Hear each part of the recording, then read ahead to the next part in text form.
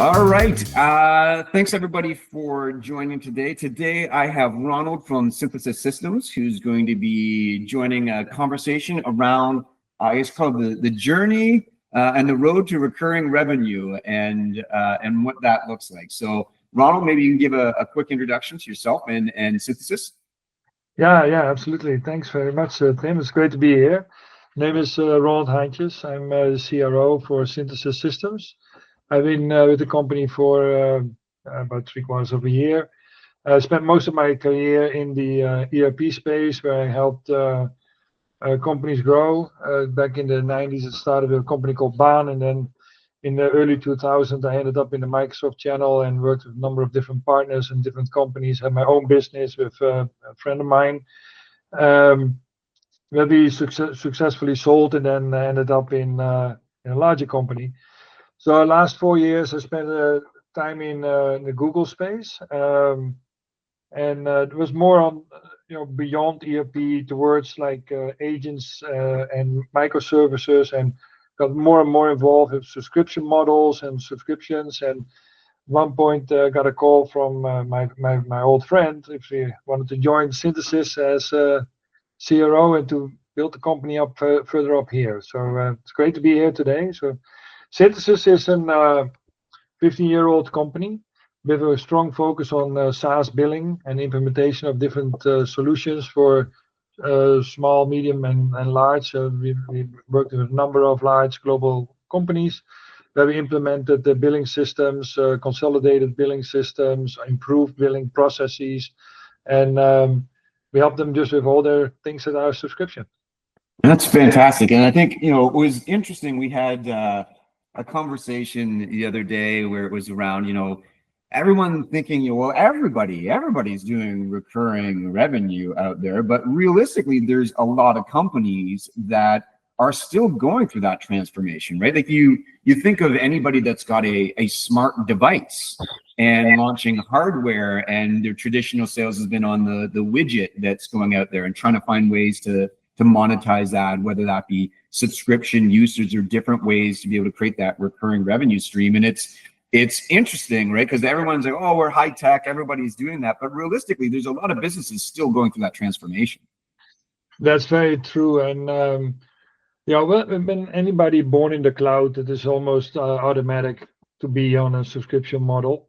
And that is one thing, right? A lot of companies have built over the years a subscription model or billing model that became pretty archaic and convoluted with legacy systems integrated and this and that. So we have encountered different customers that were born in the cloud that had like a decent structure, but because of mergers, acquisitions, or other ways, they ended up with like a really complex system that caused actually more problems than solutions. And we help them with a new model or a new setup of their quote to cash process.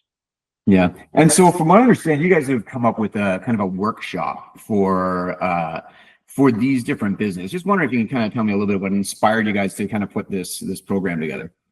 Yeah, and that's very true. Thank you very much. That workshop indeed is roughly a 4-week, depends on the size of the customer, a workshop, as we call it, synthesize, where we work with these customers that, surprisingly enough, as we just said, a lot of companies either transition from that brick and mortar old style model to a subscription model, or they already have maybe a subscription business, but they want to create or they maybe want to stay traditional and they want to spool up a new revenue stream, a new business model. That's why we created it for, and it is it's pretty interesting what you encounter during those that workshop. It's where we can jump in and help customers to align their teams and align their business processes and take a good look at the tech stack. Yeah, and I guess it'll be interesting working from company to company, right? As going through those different workshops, I'm wondering if anything has kind of like bubbled up to the top as like the biggest challenge that they're dealing with in trying to go through that transformation. I would say while the premise of recurring revenue is great, the reality is a little bit different. There is a lot that comes to mind, right? So it is not only the legacy systems and the manual processes and all kinds of data sources everywhere, which creates friction. When you start working on those things, it creates friction across the whole organization. And you know, so we are really looking at the goal is to untangle that complexity and to give the business control and confidence in the revenue engine, through modernizing the billing systems. Yeah. Now, so it'll be interesting. Like, so what, they've got these different challenges ahead of them, right? And going through it, is there any kind of examples or war stories that you might be able to share a little bit about what some of those working through those relationships throughout the business and kind of how it changed, or what were the results from that, and how they kind of navigated through that process? Right. Well, I mentioned earlier that sometimes mergers and acquisitions are causing this, right? So when you have a roll up of companies and you create like you bring in all these legacy systems, and sometimes companies have a very modern approach to migrate everybody to the existing system, but very, very often you just see all that roll up happening. So this one client, had like a pretty big growth through acquisition, and they ended up with multiple, I think it was 5 or 6 different billing systems that created all kinds of issues in their own organization. They couldn't even figure out what their own actual ARR was. So I mean, it's probably not unique to them, but it was like it became a bit of a problem for them to report back to their leadership and to the board. So after the workshop, they had a really a full unified view of the organization, of the new architecture, but more importantly, they actually switched their whole idea about which vendor to take. We are agnostic, so we play with everybody, and so we gave them multiple different options, which way they could go, and that worked out really well for this customer, and they're still working with the original company they picked, and they seem to be very happy.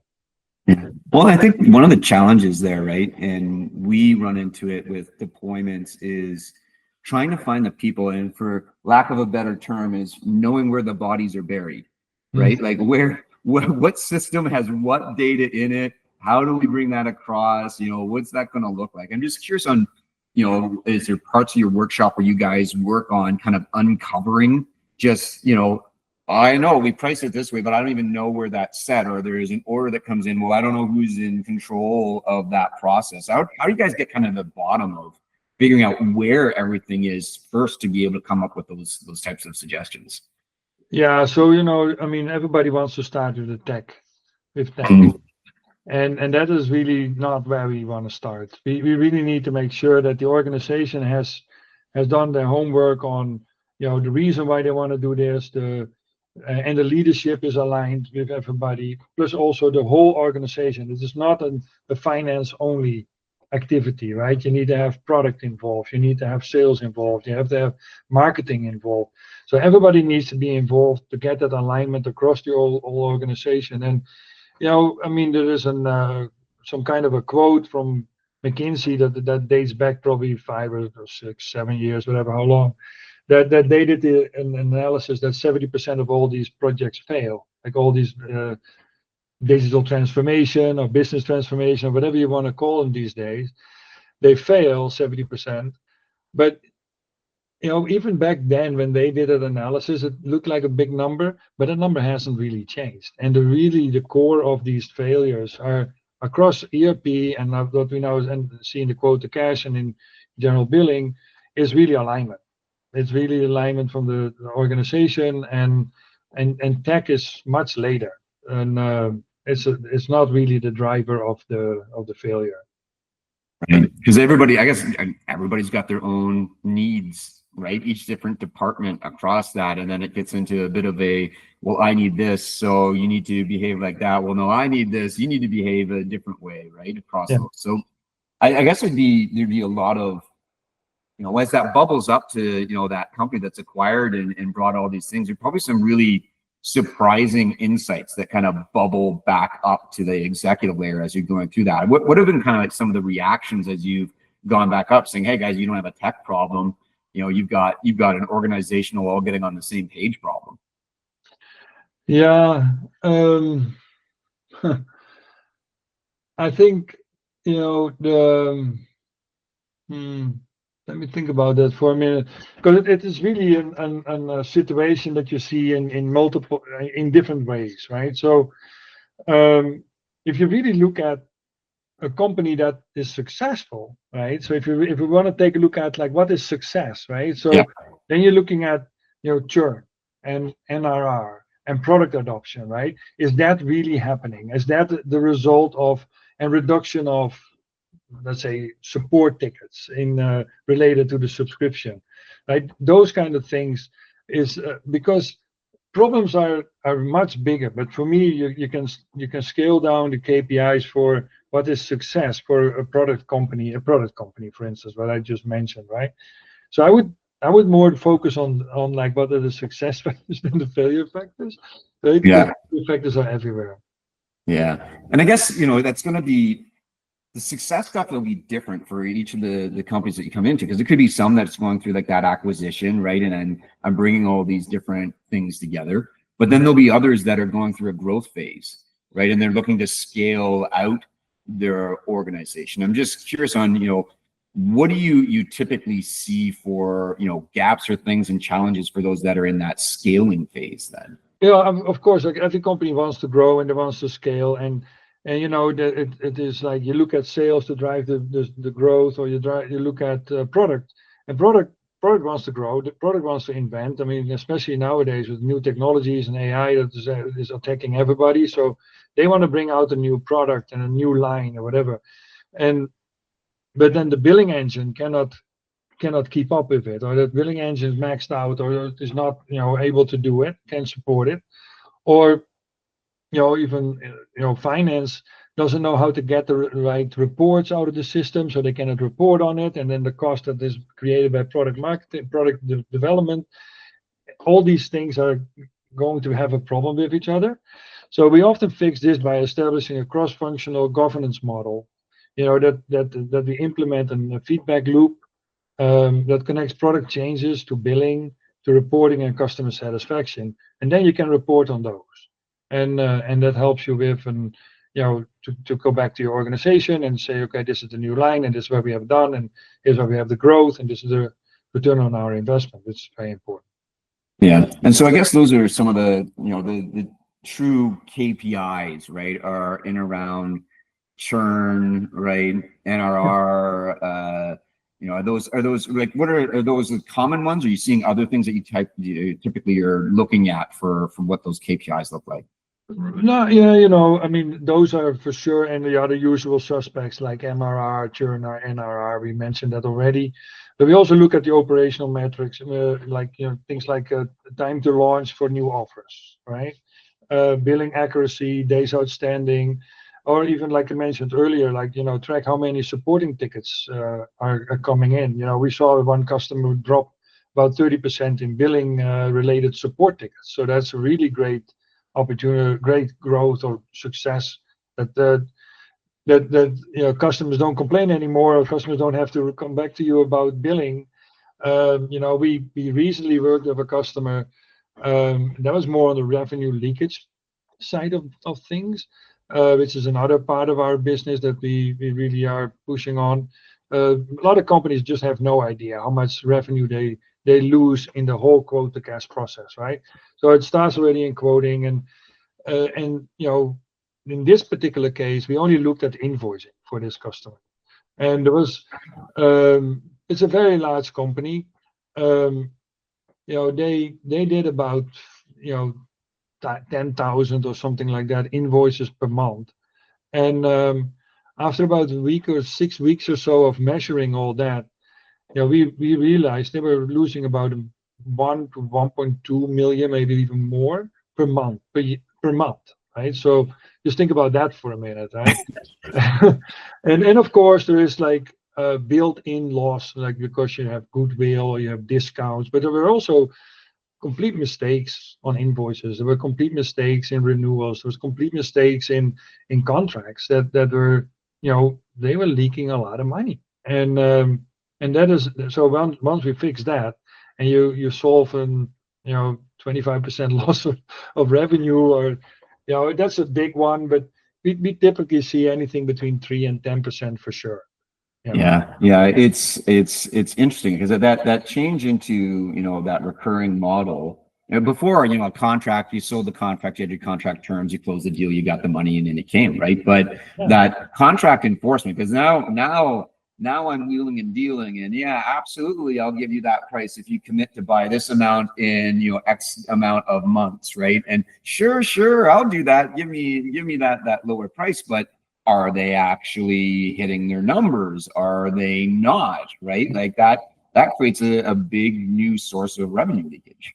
Yeah, and that's a very good point, and that is exactly what happens. And then in addition to that, like you have your seasonal discounts that forgot to be turned off, or or like a code has been shared. Like we of course all know the Uber code share, we all know the Netflix password share. And we don't necessarily deal with those things that much, although we have seen them. But it is in simple processes, like the simple things that people just don't know. And I just want to say, I mean, I read a brilliant article in Business Insider this week. I used it in one of my posts. Is that customers they pressed P for pause, not for pivot, not for performance, but for pause. At this moment, everybody is not. Everybody is looking at the market. Everybody is looking at the economy. So what happens is we're hitting pause. We're going to do some cost cutting. We do some reduction in force or whatever. But what's going to happen? But instead of hitting that P, why don't you hit that R for return and solve that revenue leakage, right? I mean, it's already revenue that you have earned. You don't have to go find a new customer, right? That is just earned revenue that is sitting somewhere in your systems, but is not visible or it's not collected. So let us take a look at that for sure. Yeah, and like I'm curious too. Like, so there's the back end, there's revenue leakage, and making sure that the contracts are and everything is coming. I'm curious on kind of what you guys go through with your clients around kind of the more front end of things, because when I'm getting and now working with my salespeople around commissions and what do commission structures look like in a recurring revenue, right? And what does that look like from an upsell perspective, and what I'm wanting to go back to kind of go into my existing customer base and upsell. I'm just curious what you guys run across in challenges or advice that you give for those that are looking to do those sorts of things, because it's something we hear all the time with people transferring into, say, a usage-based model. They just kind of figure out how am I doing my commissioning? How do I properly compensate my team? How am I keeping them around? How do I incent them? I'm just curious on what you guys encounter in that side, on the front end of the business. Right. So I think, especially with the usage-based system, but also in general personalization, right? So more personalization is required because it grows so fast. You need to keep track of that, especially in the areas that we're looking at. But it's also trust and transparency, right? Trust and transparency, accurate billing, and seamless onboarding. We need to make sure that that's all in place, and then create more flexible models to scale, right? And some, maybe not everybody needs to go to a new model right away. Maybe some of the salespeople can stay in the other systems and in the other compensation models. But I think in general, from the conversation, I mean, we all have struggled with that since the license model has removed, right? We all now look at different pricing constructions, and I'm not an expert in putting those things together, but in our workshops we often encounter those, and we need to address it. But there are multiple different examples I'd be glad to share with somebody. Yeah, that's awesome. Yeah, I think those are ones that pop up a fair bit for us, and I think I think you hit on a good point there, right? One of the challenges that we usually run up against is that a lot of people think in very absolutes. Well, everything's going to recurring, right? Or everything's going to usage. or I got to do everything. But realistically, that's not how your product catalog is put together. Some things make sense and some things don't, right? And do you guys encounter that as well when you're going into a business, that there's either this rush to move everything one way and you're thinking in totalities? I'm just curious on what you experience there. No, I do hear that, but we don't see that often. So it's more often more often we have customers who want to really try a new product or a new line of business or maybe even a new market, right? Where they want to bring that subscription model in, right? They may have some subscription models. They may have just recently we worked with a company that they're basically a shopping cart. That's all they have, and the business is great for them. But they're now thinking about, like, one of their products could probably be a recurring business model, and they want to implement a subscription for that. So it's not it is a shift also for that company, even though they have been always in e-commerce and always be, very familiar with payments and all these other things that are related to it and the reporting on it.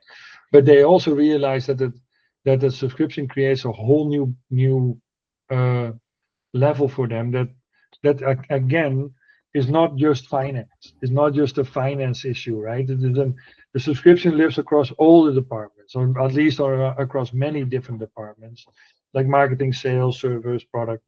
And so you need to invest in those cross-functional visibility and accountability activities, right? And then build that foundation. Make sure that foundation is built for scale, right?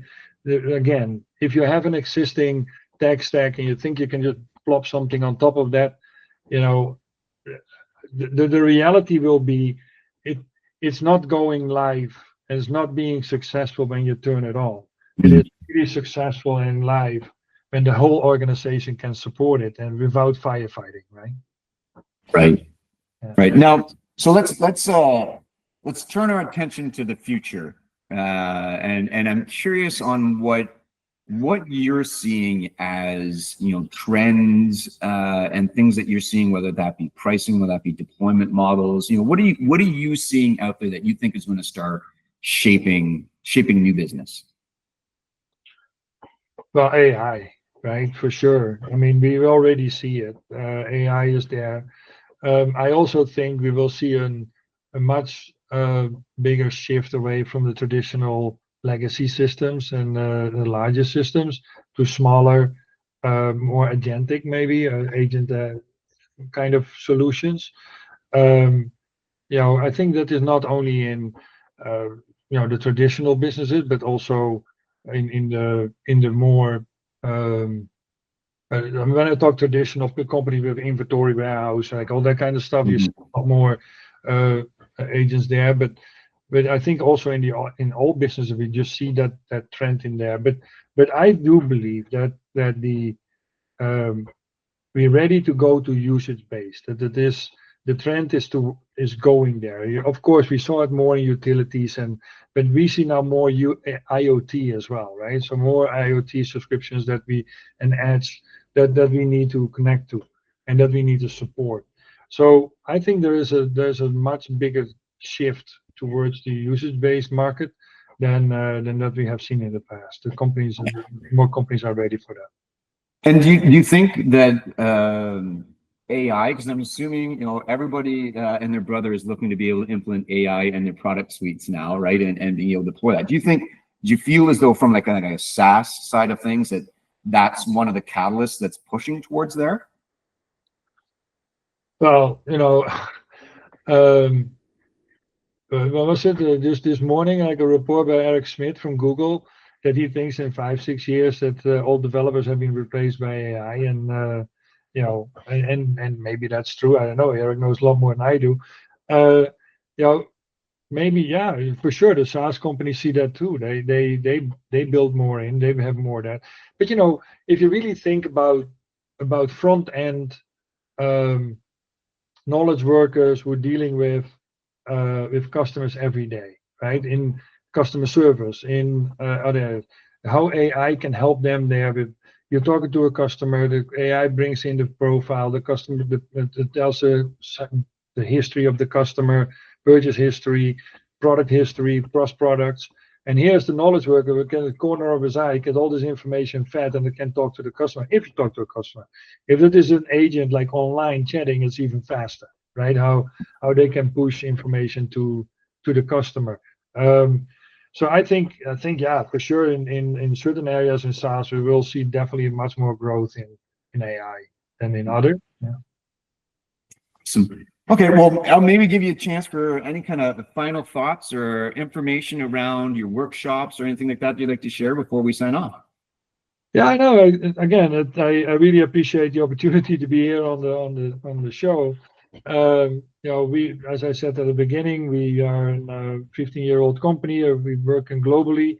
We're working with the major players, including LogiSense, and we're working on quote to cash billing solutions that we can help customers with, as well as in the revenue leakage that I talked about.